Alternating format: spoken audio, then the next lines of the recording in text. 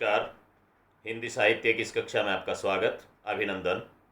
आज हम हिंदी साहित्य के प्रथम प्रश्न पत्र में हरिवंश राय बच्चन कृत कविताओं का अध्ययन करेंगे। पहली कविता है अग्निपथ। अग्निपथ कविता हरिवंश राय बच्चन की ऐसी जीवटता भरी रचना है जो युवा शक्ति के लिए प्रेरणा का स्रोत बनती है, आपकी जीवटता का आधार बनती है। इच्छा शक्ति को दृढ़ करने के लिए इस तरह की कविताओं का अध्ययन करना अनिवार्य माना जाता है, इसीलिए ऐसी रचनाएं आपके पाठ्यक्रम में संकलित की गई हैं।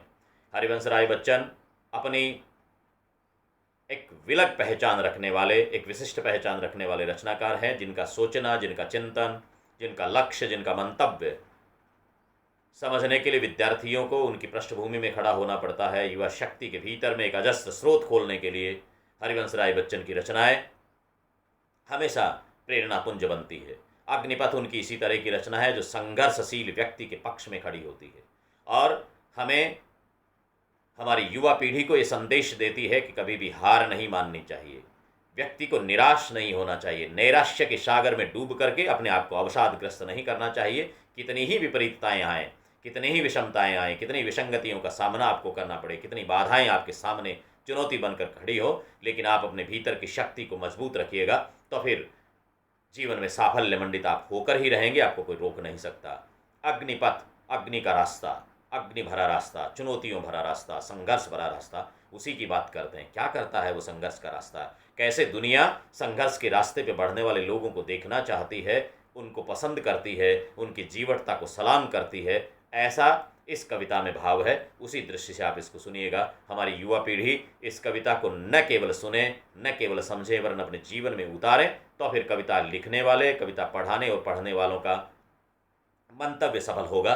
कविता की पंक्तियां सुनिए। कविता यहाँ से शुरू होती है, अग्निपथ, अग्निपथ, अग्निपथ, अग्निपथ।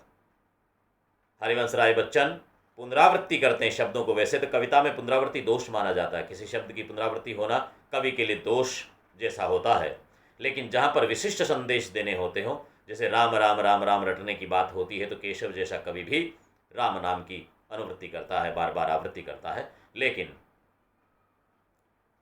ऐसे ही समय में किसी विशिष्ट उद्देश्य के अलावा कविता में शब्दों की पुनरावृत्ति को दोष माना जाता है। हरिवंश राय बच्चन यहाँ पर युवा पीढ़ी को, हम सबको, अपने पाठकों को, एक एक व्यक्ति को प्रेरित करने के लिए बार बार चेताते हुए कहते हैं, अग्निपथ, अग्निपथ, अग्निपथ। ये संघर्ष का रास्ता है, संघर्ष का रास्ता है, संघर्ष का रास्ता है। चुनौतियाँ हैं, चुनौतियाँ हैं, चुनौतियाँ हैं चारों तरफ। इसलिए बार बार इस शब्द की आवृत्ति 3 बार आवृत्ति करते हैं। अग्निपथ, अग्निपथ, अग्निपथ। वृक्ष हो भले खड़े, हों घने, हों बड़े, एक पत्र छाह भी मांग मत, मांग मत, मांग मत। अग्निपथ, अग्निपथ, अग्निपथ। क्या कहता कवि? संकेत में बात करता है। वृक्ष हो भले खड़े, वट वृक्ष बने हुए, मठाधीश बने हुए, लोग समाज के लीडर बने हुए, नेता, ये मंत्री, ये फलां, ये फलां, ये सेठ, ये साहूकार, ये चौधरी, ये ठाकुर, कितने कितने बड़े आपके सामने खड़े हों, लेकिन बच्चन जी कहते हैं, वृक्ष हो भले खड़े, हों घने, हों बड़े। कितनी ही उनकी घनी छाया हो, कितने ही लंबे बड़े विशाल काय हों, आपको लगता हो कि इनकी छाया में जाने वाले को कुछ करना ही नहीं पड़ेगा, इनकी छत्र छाया में तो सब कुछ सहज ही सद जाएगा। इतना होने के बावजूद भी कवि क्या कहता है? चारों तरफ आपको सहारा देने वाले लोग खड़े हैं, आपको लगता है इसकी शरण में जाने से स्वर्ग मिल जाएगा, सुखों का साम्राज्य आपके हाथ आ जाएगा, लेकिन कवि क्या कहता है? एक पत्र छाह भी मांग मत, मांग मत, मांग मत। एक पत्र, पत्ता, इतनी सी छाया भी किसी से मांग मत। एक पत्ता या इतनी सी छाया। कितने घने वृक्ष हैं, कितने बड़े वृक्ष हैं, विशालकाय हैं। वृक्ष से पत्ता और छाया मांगने का मतलब है कि उससे कुछ आपने सहयोग प्राप्त किया। कवि कहता, किसी से कोई सहयोग प्राप्त करने की अभिलाषा, आशा, अपेक्षा पालना ही नहीं है। इतने बड़े वृक्ष, इतने घने वृक्ष आपके सामने खड़े हों, इतने सामर्थ्यवान लोग आपके सामने हों, लेकिन किसी से भी लेने की इच्छा मत रखना। एक पत्र छाह भी मांग मत, मांग मत, मांग मत। किसी से मांगना है ही नहीं, प्राप्त करने की अभिलाषा तक पालनी नहीं है। अग्निपथ, अग्निपथ, अग्निपथ। ये तुम्हारी परीक्षा है, तुम्हें संघर्ष से, इस दौर से होकर के गुजरना होगा, तभी जाकर के तुम्हें सफलता मिलेगी। तुम्हारी सफलता, तुम्हारी विजय, तुम्हारी जय उसी में है कि तुम अपने बलबूते पर प्राप्त करो, वैशाखियों के सहारे नहीं। पहला अंतरा सीधी सीधी सूचना देता है, बहुत छोटी सी रचना है, सहज से शब्द हैं, लेकिन भाव बड़े गहन है कि तुम्हारे सामने कितने ही सामर्थ्यवान, कितने ही वैभवशाली, ऐश्वर्य वाले, धन धान्य से संपन्न, बाहुबल से संपन्न लोग खड़े हैं, लेकिन तुम्हें अपनी हस्ती को स्वयं बनाना है, किससे कुछ मांग करके नहीं चलना है। ऐसा जीवटता भरा जीवन जीने की प्रेरणा कविता देती है। अगली पंक्तियां देखें, 3 स्टेंजों की कविता है। दूसरा स्टेंजा, दूसरा अंतरा देखें। कवि लिखता है, तू न थकेगा कभी, तू न थमेगा कभी, तू न मुड़ेगा कभी, कर शपथ, कर शपथ, कर शपथ, अग्निपथ, अग्निपथ, अग्निपथ। क्या करना? अधर झूल में रहते हैं हम, धर्म संकट में फंसे रहते हैं, उन मने द्वे मने बन करके रहते हैं, करूं कि नहीं करूं, ये करूं वो करूं, किम कर्तव्य विमूढ़ता की स्थिति में व्यक्ति रहता है, और दुविधा में दोनों गए माया मिली न राम। हमारे साथ में ऐसा ही होता आया है।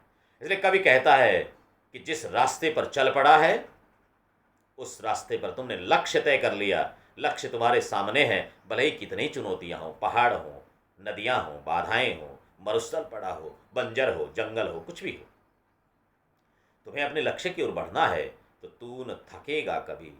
थक नहीं सकता। संकल्पित व्यक्ति को थकने का अधिकार है ही नहीं। अरे तुमने लक्ष्य तय किया है, तुम्हें मंजिल तक पहुंचना है, इच्छा शक्ति को प्रबल कर, थकने का नाम नहीं लेना है। तू न थकेगा कभी, तू न थमेगा कभी, रुकेगा नहीं, तू न मुड़ेगा कभी और रास्ता बदलेगा भी नहीं। बाधाओं को देखकर, चुनौतियों को देख करके डर गए और रास्ता बदल लिया। यूँ रास्ते बदलने वाले कभी मंजिल तक नहीं पहुंच पाते हैं, उनको वांछित मंजिल मिल नहीं सकती। इसलिए शर्त क्या है? न थकना है, न थमना है, न मुड़ना है, सीधे चलना उसी रास्ते की ओर। जो बाधा आती है, जो विघ्न आते हैं, उनको काटते चलना है। कर शपथ, कर शपथ, कर शपथ, अग्निपथ, अग्निपथ, अग्निपथ। ये शपथ तुम्हें करनी पड़ेगी, संकल्प लेना पड़ेगा।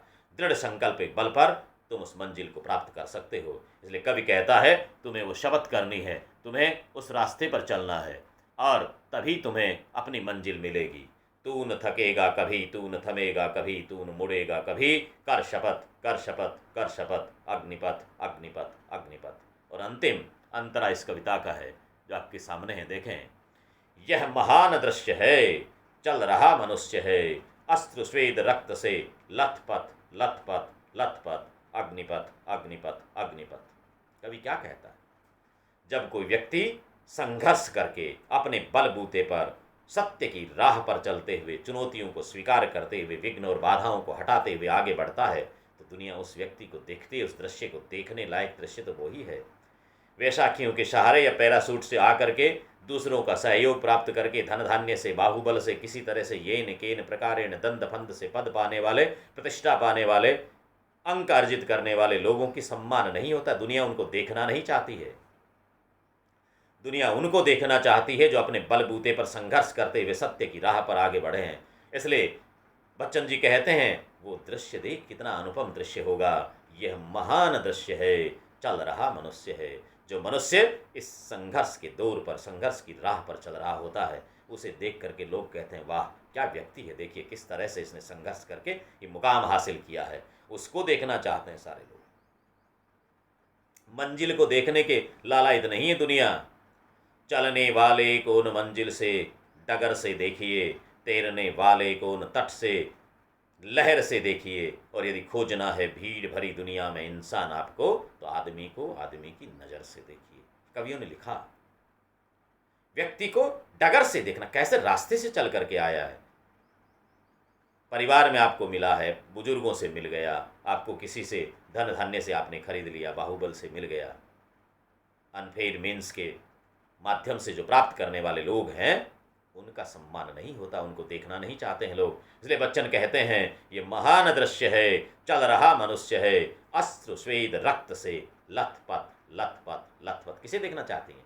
आंसुओं से, पसीने से, रक्त से जो लथपथ है, संघर्ष करके आया है, उसको देखना चाहती है। युद्ध में जिस योद्धा ने घाव खाए हैं, उनकी सराहना लोग करते हैं। मातृभूमि के लिए रक्त बहाया है, उसकी सराहना लोग करते हैं। दलालियां करने वालों पर कविताएं नहीं लिखी जाती। इसलिए बच्चन कहते हैं, ये महान दृश्य है, चल रहा मनुष्य है, अस्त्र स्वेद रक्त से लथपथ लथपथ लथपथ, अग्निपथ अग्निपथ अग्निपथ। ये अग्नि का पथ, ये चुनौती का रास्ता, ये संघर्ष का रास्ता, इसे लोग देखना चाहते हैं। इसलिए कवि ने कहा कि ये जीवन संघर्षशील है, संघर्ष करें, चुनौतियों का सामना करें, फिर अपनी मंजिल को प्राप्त करें, यही आपके लिए उचित होगा। मैंने इसकी पीडीएफ भी डाली है, हमारे विद्यार्थी देखें। पीडीएफ में पूरा अर्थ हिंदी में भी हमने कर रखा है, नीचे आप देखेंगे तो गद्यार्थ आपको मिल जाएगा। पीडीएफ आप पढ़ेंगे, आपके सामने एक एक अंतरे का अर्थ किया हुआ मिलेगा। मेरा निवेदन है कि इस तरह की रचनाओं को हमारे विद्यार्थी पढ़ें और उनसे अपने जीवन में प्रेरणा लें, उसके साथ में अपने जीवन में व्यवहारगत परिवर्तन लाएं, तभी हमारा पढ़ाना सार्थक होगा। पुनः पुनः धन्यवाद। अगली कक्षा में फिर किसी रचना के साथ में जो आपके पाठ्यक्रम में संकलित है, आपके जीवन को प्रेरणा देने वाली हैं, आपको परीक्षा में अंक दिलाने के साथ में जीवन में भी आपको सफलता की ओर एक एक कदम आगे बढ़ाने के लिए इन रचनाओं का अध्ययन और इन पर मनन आवश्यक है, जो भी आपको व्यावहारिक जीवन में भी आने वाले संकट के समय प्रेरणा दे सकती हैं। ऐसी रचनाएं आपके लिए पाठ्यक्रम में संकलित की गई हैं। पुनः पुनः धन्यवाद। अगली कक्षा में फिर मिलेंगे।